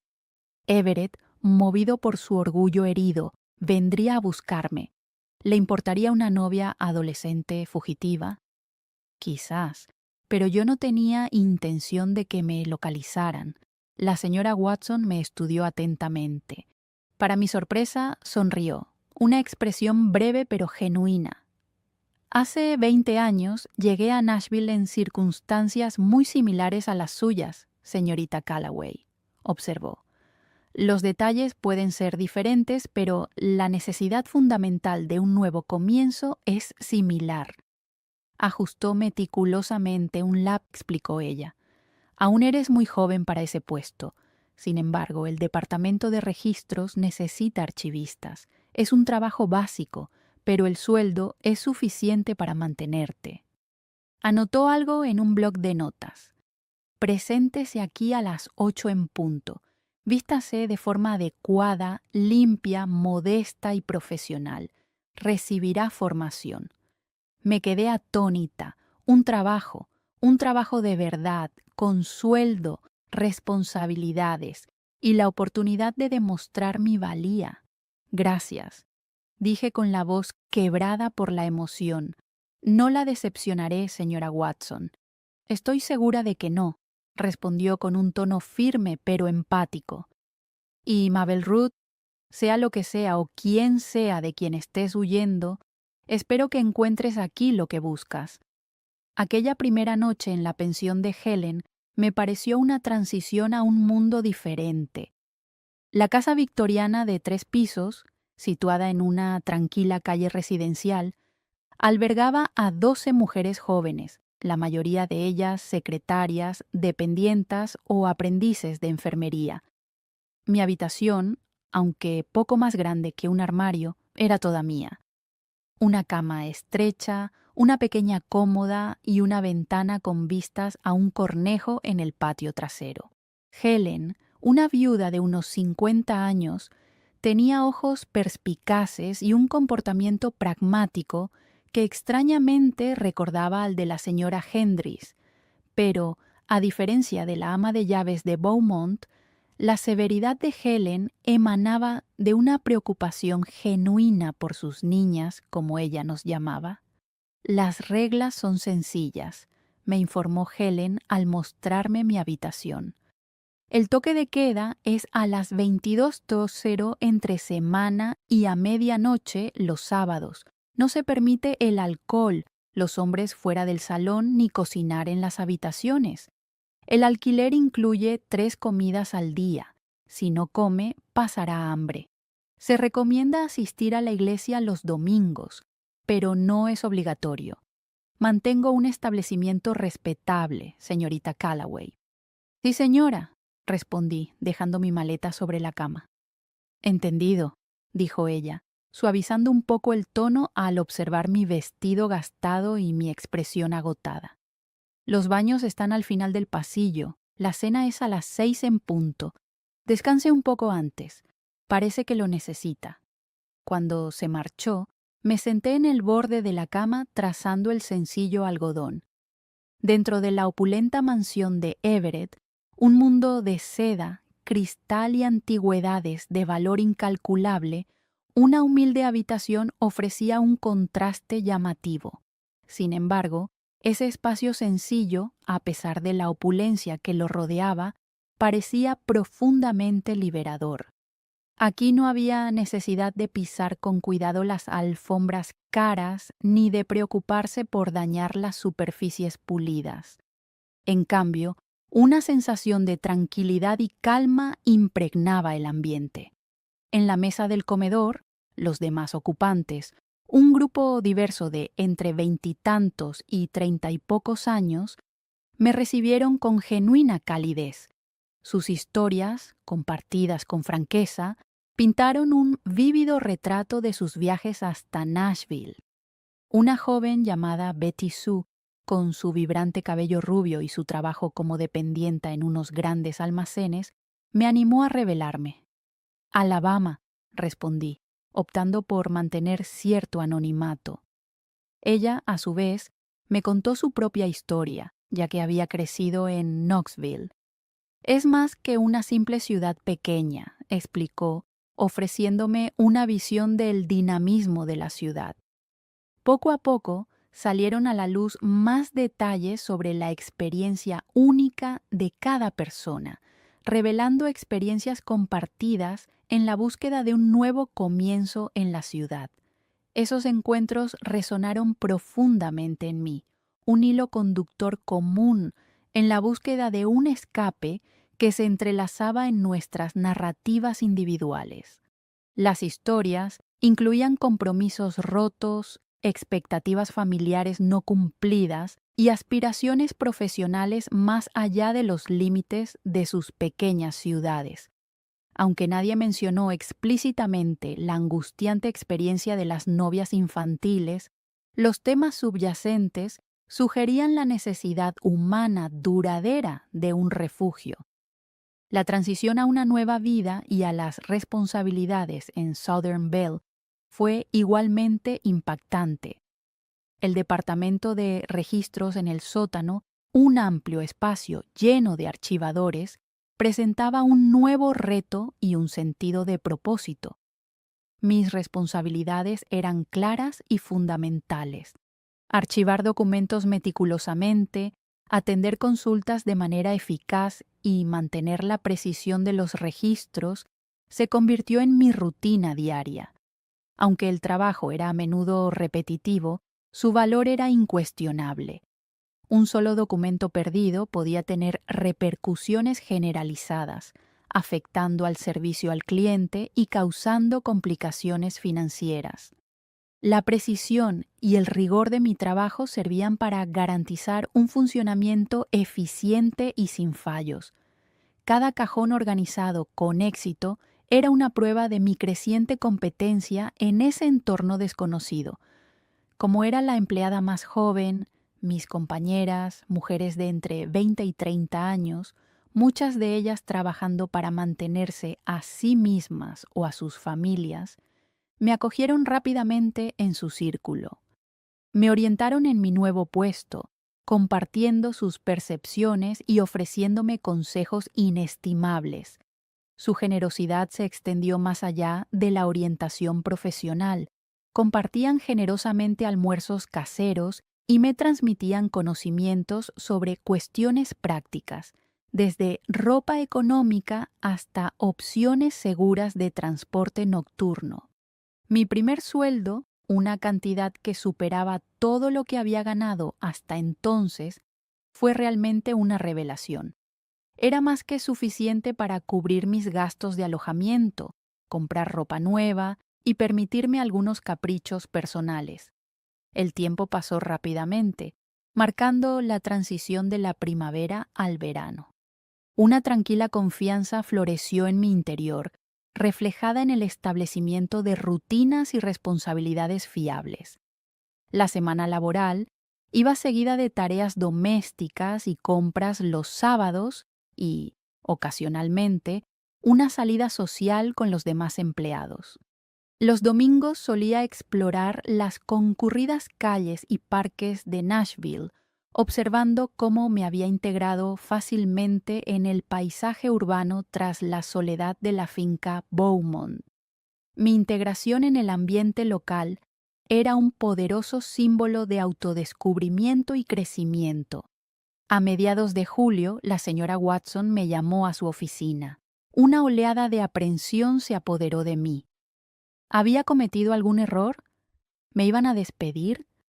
Sus palabras disiparon rápidamente esas ansiedades. Sus supervisores elogian mucho su trabajo, afirmó, enfatizando mi eficiencia y atención al detalle. Su sistema es muy eficaz. Esa confirmación me llenó de orgullo, una validación de los esfuerzos que había realizado. Con los elogios de mis superiores, mi futuro era brillante y prometía una trayectoria estable. Un encuentro casual con la señora Watson, supervisora de Southern Belle, marcó un momento decisivo en mi vida. Su oferta de un puesto de mecanógrafa, con formación completa, encendió una chispa de esperanza en mi interior. A pesar de mi falta de experiencia en mecanografía, su cálida sonrisa y su comportamiento transformador me convencieron de aprovechar la oportunidad. Intrigada por la perspectiva de una mayor responsabilidad y un salario más alto, acepté sin dudarlo. La formación fue exigente. 2 noches a la semana, durante 6 semanas, las dediqué a mejorar mis habilidades de mecanografía. Con una práctica meticulosa, trazando el diseño del teclado en mi sábana, me concentré diligentemente en perfeccionar la posición de los dedos y las teclas hasta que mis manos se cansaban. Mi determinación por destacar era evidente en mis incansables esfuerzos. Mi dedicación incansable valió la pena. En agosto, alcancé una velocidad de mecanografía respetable de 40 palabras por minuto, con errores mínimos, cumpliendo con el estándar requerido para avanzar. La sala de mecanografía, ubicada en el segundo piso, se convirtió en mi lugar de trabajo. Era un espacio bullicioso, lleno del ritmo constante de las máquinas de escribir, una sinfonía de teclas mecánicas. Mis responsabilidades iban más allá de la mecanografía básica, abarcando memorandos internos importantes, correspondencia con clientes e informes para procedimientos de la empresa. Cada documento perfectamente formateado, cada carta meticulosamente redactada, parecía una victoria personal. Esas creaciones eran una prueba de mi progreso y de lo lejos que había llegado desde mis inicios inciertos. Mientras trabajaba en la sala de mecanografía, conocí a Sarah Jenkins, una joven impresionante con una confianza cautivadora. Con solo 6 meses en Southern Bell, Sarah ya estaba destinada a puestos de gestión y su educación era evidente. Creamos un vínculo durante el almuerzo, intercambiando historias, aunque yo mantenía cierta cautela a la hora de compartir detalles de mi pasado. Sarah, con su perspicacia, me motivó a buscar una educación superior. Me sugirió que hiciera cursos nocturnos en la universidad comunitaria local para obtener un título en administración. La idea de continuar mis estudios, aunque emocionante, me resultaba extraña. En mi familia, las oportunidades educativas más allá de las necesidades básicas simplemente no formaban parte de la ecuación. La idea de continuar mis estudios era inimaginable. Mi educación, en contraste con la de Sarah, fue un factor significativo en mi decisión de buscar una educación superior. Le confesé que no había terminado la escuela secundaria. Sarah, sin embargo, siguió animándome. Me animó a obtener mi GED y me insistió en que Southern Bell podía ofrecerme ayuda para pagar la matrícula si me comprometía a permanecer en la empresa. La perspectiva de una educación superior y una posible carrera profesional ocupaba mis pensamientos. La idea me llenaba de entusiasmo, pero la viabilidad de obtener un título universitario era un reto abrumador. ¿Podría realmente alcanzar ese objetivo? ¿Podría reunir la motivación y la capacidad intelectual necesarias para lograrlo? El recuerdo de cuando era más joven y soñaba con escapar de nuestra realidad de pobreza me sirvió de motor. Tenía que hacer realidad ese deseo de un futuro mejor. Sin dudarlo, acudí a la señora Watson para que me orientara sobre el programa de asistencia educativa. Para mi gran sorpresa, no solo confirmó el apoyo de la empresa, sino que también me ayudó rápidamente con la documentación necesaria. Tiene un potencial significativo, señorita Callaway, comentó. Su talento trasciende las limitaciones del grupo de mecanógrafas. En septiembre de 1963, 7 meses después de mi partida de Alabama, me matriculé en clases preparatorias para el GED en la E2WCA. Las clases se impartían 3 noches a la semana, después de mi trabajo diurno en Southern Bell. El plan de estudios abarcaba álgebra, historia, ciencias y literatura. A pesar del cansancio de compaginar el trabajo y los estudios, perseveré. impulsada por una determinación inquebrantable de tener éxito. Un ardiente deseo de recuperar la educación que me habían robado alimentaba mi determinación. Las otras mujeres de mi clase tenían historias similares a la mía. Habían abandonado la escuela secundaria, estaban agobiadas por la pobreza, se habían casado jóvenes, tenían responsabilidades familiares o simplemente eran víctimas de las limitadas expectativas que la sociedad imponía a las niñas del sur de los Estados Unidos. Formamos un grupo muy unido, apoyándonos mutuamente en los trabajos difíciles y celebrando cada pequeña victoria. Fue en esas clases donde conocí las palabras de Eleanor Roosevelt. Nuestra profesora, la señora Phillips, escribió en la pizarra: «Nadie puede hacerte sentir inferior sin tu consentimiento».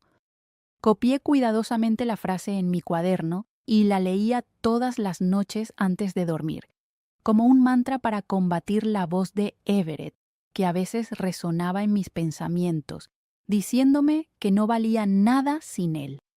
Cuando llegó el final de 1963, me sorprendió darme cuenta de que llevaba semanas sin pensar en Everett ni en la mansión Beaumont. Las pesadillas que habían atormentado mi primavera y mi verano, visiones de ser obligada a volver, encerrada, castigada por mi rebeldía, habían disminuido. La ansiedad que sentía ante los ruidos repentinos o la desconfianza que dirigía a todos los hombres de la calle buscando el rostro de Everett habían desaparecido. Había empezado a curarme, a construir una vida propia. Tenía un trabajo prometedor, objetivos educativos y una pequeña pero creciente cuenta de ahorros. Tenía amigos que me conocían como Mabel Ruth Callaway, archivista y mecanógrafa, no como la señora Beaumont, novia infantil y propiedad. Entonces, 3 días antes de Navidad, llegó una carta que destruyó mi frágil sensación de seguridad. Al regresar a la pensión después del trabajo, encontré a Helen esperando en el pasillo, con un sobre en la mano. «Esto es para ti», me dijo con expresión preocupada. El remitente era de Alabama. Se me heló la sangre. Por un momento me quedé paralizada, incapaz de moverme o respirar. ¿Habría descubierto Everett mi paradero? ¿Sería una amenaza? ¿Una exigencia para que regresara? Con las manos temblorosas acepté el sobre. La letra no era de Everett. Era más pequeña, más cuidada y más femenina. El remitente no era la finca Beaumont, sino una ciudad que no reconocía. Llevé el sobre a mi habitación y cerré la puerta antes de abrirlo. Dentro había una sola hoja de papel rayado, escrita con la misma letra cuidada. «Querida Mabel Ruth», comenzaba la carta. «Espero sinceramente que esta carta te llegue bien. Te escribe tu hermana Jessie. Tommy me ha dado esta dirección. Me ha dicho que ahora estás en Nashville, prosperando. Mamá quería que supieras que papá falleció el mes pasado. Sucumbió a una enfermedad en el campo. El funeral fue pequeño. Nos hubiera gustado que hubieras podido estar presente, pero entendemos que no pudiste venir». Las lágrimas brotaron de mis ojos mientras leía las palabras. Mi padre se había ido, el hombre que me vendió a Everett, que consideró mi infancia como algo que solo valía $20 y el pago de unas deudas. Debería haber sentido alivio o incluso satisfacción. En cambio, sentí una mezcla compleja de tristeza por el padre que había perdido, un padre cuya, en cambio, sentí una mezcla compleja de tristeza por el padre que había perdido, un padre cuyas circunstancias eran diferentes, un padre con el que nunca tendría una relación, un padre cuya disculpa nunca recibiría. Me sequé los ojos y seguí leyendo. Había más noticias. Después del funeral, un representante del equipo legal del señor Beaumont visitó la casa. «Su matrimonio ha sido disuelto por abandono», afirmó. ya no es esposa de él, Mabel Ruth. Es libre. Tommy me pide que le transmita que todos están bien. Está trabajando en un taller mecánico local y envía dinero a casa siempre que puede. Los más pequeños la echan mucho de menos. Su madre se guarda para sí sus sentimientos sobre lo sucedido, pero he observado sus lágrimas. Un profundo sentimiento de arrepentimiento la abrumaba mientras reflexionaba sobre los acontecimientos de la noche anterior. Reconocía que esos sentimientos eran universales. Todo lo que pidió fue un mensaje confirmando que había recibido la carta. Su huida era definitiva. El entorno familiar ya no era el suyo. Aceptó esa realidad, pero albergaba la esperanza de un posible reencuentro en el futuro. Su hermana, Jessie, le transmitió ese sentimiento en una sincera carta. Al leer la misiva 3 veces, Mabel se sintió invadida por una avalancha de emociones y perdió la compostura. Las palabras «no es tu esposa» resonaban en su mente, cargadas de un peso de liberación y libertad. Parecía demasiado bueno para ser verdad, casi demasiado maravilloso para ser real. ¿De verdad Everett la dejaría marchar? Esa posibilidad chocaba con su comprensión de la personalidad de él, su naturaleza posesiva y su orgullo. Sin embargo, tal vez fuera precisamente su orgullo la razón de la disolución del matrimonio. Un hombre como Everett, razonó ella, no soportaría la vergüenza pública de tener una esposa que lo había abandonado, que había rechazado la vida que él le había ofrecido. Sin duda, era más aceptable romper legalmente los lazos que admitir su incapacidad para controlarla.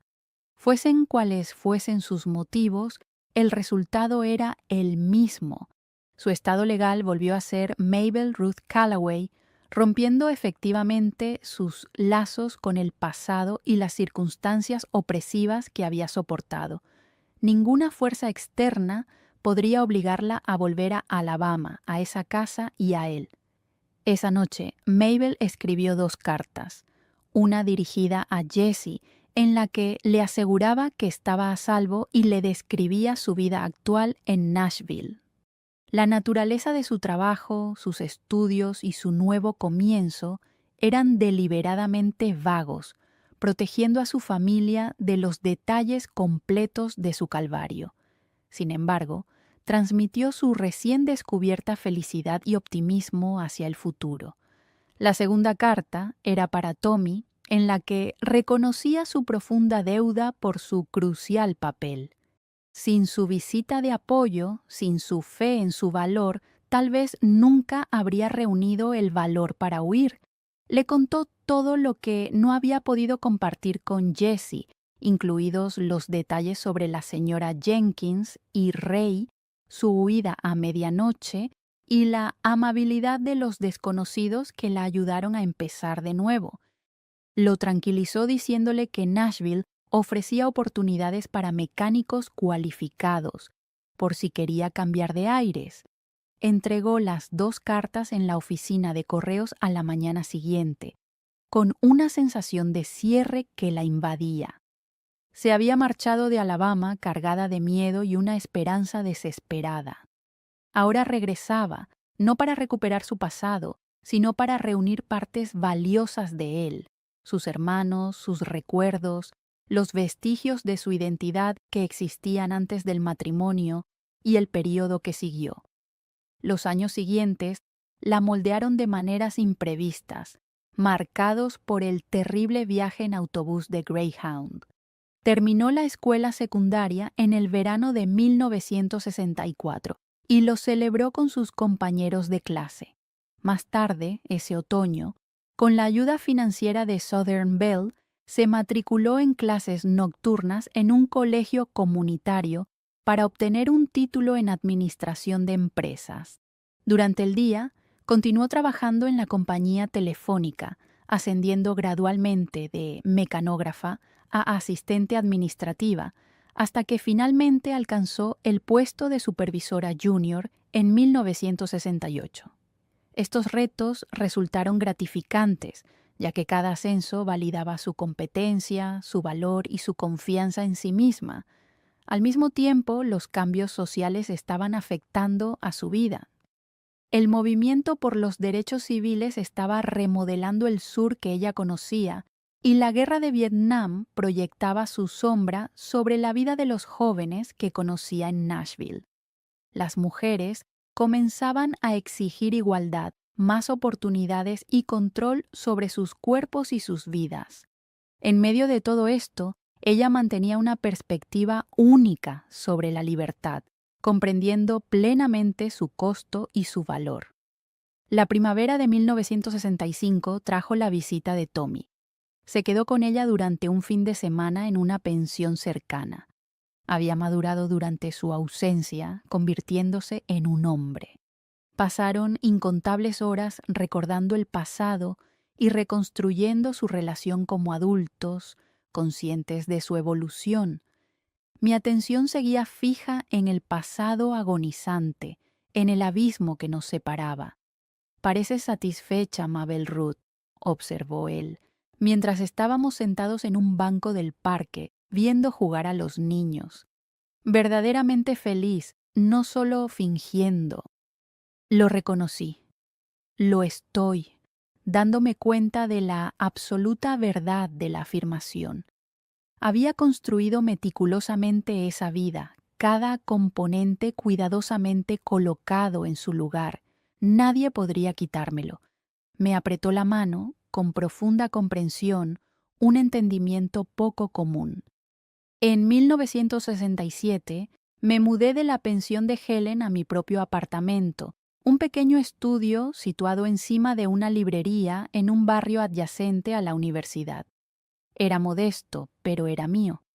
Pinté las paredes de un alegre color amarillo, colgué cortinas que yo misma había cosido y arreglé los muebles que había comprado en tiendas de segunda mano y en ventas de garaje. Cada objeto, por humilde que fuera, simbolizaba una elección personal, un pequeño acto de liberación. Mi graduación del curso técnico en 1969 estuvo marcada por la presencia de la señora Watson. Se sentó junto a Tommy y Jessie, que habían viajado desde Alabama para la ocasión.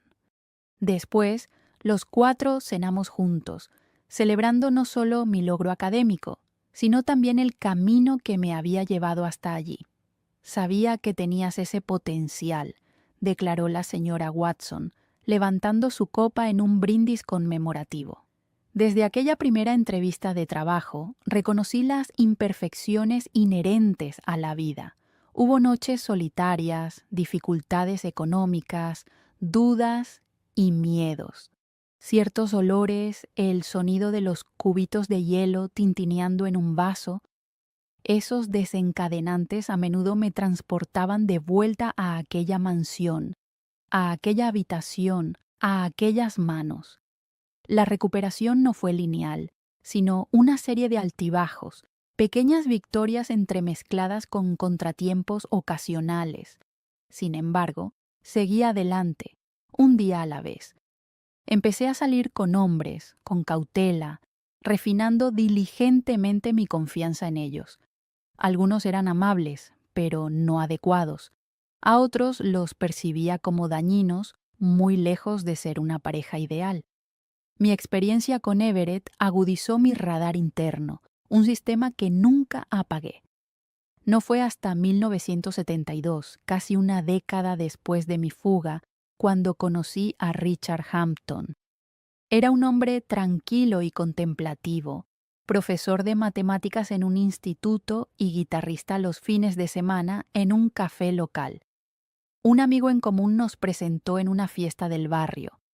Conectamos por nuestra admiración mutua por Johnny Cash y nuestro gusto común por la tarta de moras. Nuestra relación evolucionó lenta y deliberadamente. Yo tenía casi 24 años, estaba establecida en mi carrera en Southern Bell y al mismo tiempo estudiaba en la universidad por las noches. Richard respetaba mi independencia, nunca cuestionaba mi reticencia a hablar de mi pasado, Nunca me presionaba más allá de lo que yo estaba dispuesta a compartir. En nuestra quinta cita, después de ver una película, se inclinó para darme un beso de buenas noches, pero un retroceso, un reflejo residual de recuerdos reprimidos, traicionó mi vulnerabilidad. Él se apartó inmediatamente, con preocupación estampada en su rostro. Lo siento, confesé, avergonzada, al mismo tiempo irritada por mi propia reacción. No es usted, es alguien que me hizo daño, respondió con calma. Su afirmación no era una pregunta, sino un reconocimiento empático. Asentí, con un nudo en la garganta que me impedía hablar. Tómate el tiempo que necesites, Mabel Ruth, me aseguró con voz suave, pero sin piedad. Estoy aquí para ti. 6 meses después, se lo conté todo. El matrimonio concertado a los 14 años, el año en la mansión Beaumont, la huida a medianoche. Nunca había compartido toda esta historia con nadie en Nashville, excepto con la señora Watson. Contarle estos acontecimientos a Richard fue como abrir una herida, doloroso, pero al final liberador. Cuando terminé, me tomó las manos. Gracias por compartir esto conmigo, me dijo. Esto aclara mucho sobre quién eres, tu fuerza, tu independencia, tu determinación inquebrantable. Te admiro. En el verano de 1974 floreció una unión sincera. Una sencilla ceremonia en un parque con Tommy como padrino y Jessie como dama de honor marcó la ocasión. Yo, con un vestido color crema elegido por mí misma, llevaba flores silvestres recogidas esa misma mañana y recité unos votos escritos por mí. La familia de Richard, que vino desde Virginia, encajó perfectamente con mis hermanos de Alabama. La señora Watson, una presencia radiante en la primera fila, personificaba el orgullo de una madre. Este matrimonio, diferente a todos los anteriores, fue una elección consciente, una unión basada en el respeto mutuo y la igualdad. No fue una sentencia impuesta, sino un pacto hecho con un hombre que valoraba mi mente, mi espíritu y mi cuerpo como iguales. Nuestra hija, Sarah Eleanor, llegó en 1976, una niña querida, nacida del amor, que entraba en un hogar listo para acoger sus sueños. Al sostenerla en mis brazos, me impresionó la enorme diferencia que marcaría su vida en comparación con la mía. Ella nunca tendría que enfrentarse al dolor del hambre ni a la degradación de ser tratada como una propiedad. Crecería con una fe inquebrantable en su valor y en su derecho a trazar su propio camino. A medida que Sara florecía, trabajaba diligentemente para inculcarle el conocimiento de que su valor inherente no residía en atributos físicos o en la validación externa, sino en su carácter, inteligencia y bondad. Le enseñé a decir lo que pensaba, a afirmar sus límites y a confiar en sus instintos. Con mis acciones le demostré que una mujer puede tener una carrera y formar una familia, que la educación es fundamental y que la autonomía no es negociable. El tiempo, como siempre, pasó volando. Sara pasó de la infancia a la adolescencia, mientras Richard y yo cultivábamos nuestra vida juntos. Mi carrera en Southern Bell progresó, elevándome a una de las pocas ejecutivas de la empresa en la oficina regional. Compramos una pequeña casa con jardín donde cultivaba tomates y rosas y recibía a mis hermanos y a sus hijos para celebrar el Día de Acción de Gracias. Ahorramos meticulosamente para la jubilación y para la universidad de Sara. Este viaje superó con creces la vida que imaginaba la Mabel Ruth de 14 años, que una vez se subió a un roble en Alabama. Esta vida, más rica y significativa de lo esperado, se construyó con decisiones deliberadas, no por casualidad o por presiones externas. Hoy, mientras observo cómo cambian las estaciones desde esta terraza, Reflexiono sobre la niña asustada que bajó de un autobús Greyhound con $60 robados y un collar de perlas. Anhelo decirle: lo lograste, resististe, de las ruinas de tu pasado creaste algo hermoso. Mi viaje no es único. Miles de mujeres jóvenes en Estados Unidos enfrentaron situaciones similares durante esos años. Se casaron antes de madurar con hombres mucho mayores, sin su consentimiento ni comprensión. Muchas nunca escaparon de sus circunstancias. Muchas vivieron sus vidas en silencio y sufrimiento. Su potencial quedó sin realizar. Sus voces no fueron escuchadas. Comparto mi historia ahora, años después, porque el silencio solo sirve para proteger a los culpables, porque en algún lugar una niña de 14 años, atrapada en circunstancias que escapan a su control, puede estar escuchando, necesitando saber que es posible escapar, que le espera una vida diferente si tiene el valor de luchar por ella. Si tú eres esa niña, escuchando los recuerdos de una mujer mayor, quiero que sepas esto: tu valor trasciende tu pasado. Tu vida te pertenece y nunca es demasiado tarde para empezar de nuevo. Antes de terminar este relato, me gustaría saber dónde estás mientras lo escuchas. Significa mucho para mí que mi historia pueda llegar a lugares donde nunca he estado y tocar corazones que tal vez nunca conozca. Por favor, dedica un momento a compartir tus pensamientos. Tus comentarios me conectan con un mundo más allá de mi puerta. Si mi historia ha despertado algo en ti, si ha resonado con tus experiencias o te ha ofrecido una visión de la vida de otra persona, suscríbete y dale a me gusta a este vídeo. Tu apoyo mantiene vivas narrativas como la mía, desafiantes y vitales. Juntos, impedimos que se silencien las verdades. Gracias por escuchar la historia de una persona mayor. Aunque los sueños pueden ser robados, el coraje y la determinación nos permiten crear sueños más fuertes que nadie podrá quitarnos jamás.